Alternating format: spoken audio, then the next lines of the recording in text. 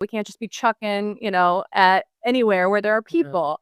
And so the little things that we do right include all of the non-sport things, cheering on your teammates, supporting your teammates, making sure the water bottles get taken from bench to bench, making sure the towels get picked up, making sure, your teammates' contact that fell out gets it to the case while they're still playing. Whatever it may be, um, it's about taking like accountability and responsibility for all of those little Right. things.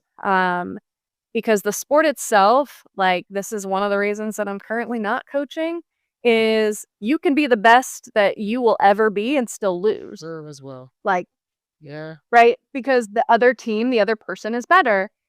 And however, because when I would recruit, I would go and watch when they're on the bench. I would watch them during warm-ups. Are they trying? I would watch their interactions with their parents. And I kid you not, I had people be like, "Go get me a cheeseburger." And I'm like, "You go get your own cheeseburger. Like, what are you do—" And the parents usually be like, "Okay," and like run and go get them a cheeseburger because, um, but how they would react on the bench. Because I think a lot of people get confused that being really angry, showing a lot of emotion as in like an anger, frustration way, is showing how much you care. And that's not intentional. Like you talked about body language of people walking in.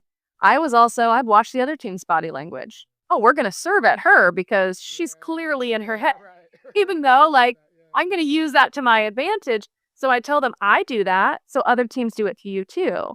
And so intentionality is so much more than the skill itself, but also back to the skill itself, like, you're not gonna get better unless you're doing the thing at 100% every time.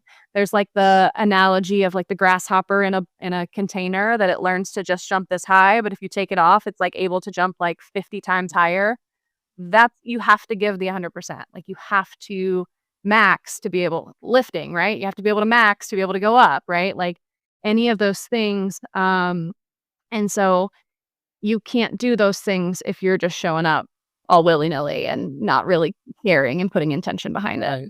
And it's such a fascinating journey of being an athlete, no matter what sport you're playing, and a coach as well. Because for me, I'm big on, I tell my under 16 girls this. I'm not concerned with the mistake you make. You can miss a layup. I'm more concerned with the action you choose after that. Are you gonna have your head down and just jog back on defense, or are you gonna be frustrated and get back and try to get a steal or block or call the screen or get the rebound? Like I'm more concerned with what you choose to do after. And again, it kind of comes back to that self-talk. Because I mean, you said it, that for an athlete or just even in life, people really strive to be perfect, and it really doesn't exist, and you are going to make mistakes. And what goes on up here is so key just with regards to self-talk. So for yourself, Cindy, like what role does self-talk play in athletic performance, but also how can athletes reframe negative thoughts in the moment? Mhm. For me, my self-talk was very important. I was, again, very lucky to have coaches pretty early who knew that was important. So we would do like visualization exercises in high school before practice, 15, 20 minutes before practice. We would like take the volleyballs and give each other a back massage while we were doing it. We made it a whole thing. Um, and but I was very lucky because that doesn't happen a lot where it's like a incorporate like people talk about it like you got to talk positively to yourself, but we don't often train it as coaches like we train the physical side. And it needs training just as much, whether that's, referring out, hiring out, or learning yourself.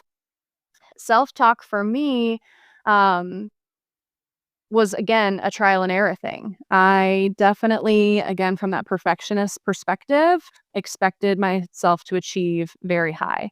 But again, I also had coaches in my younger years who really kind of gave me the permission. I was kind of almost like a snarky player, but in a like it was very helpful to me. in that if I got blocked, for example, I had a coach that was like, tell them good job, tell them to try it again.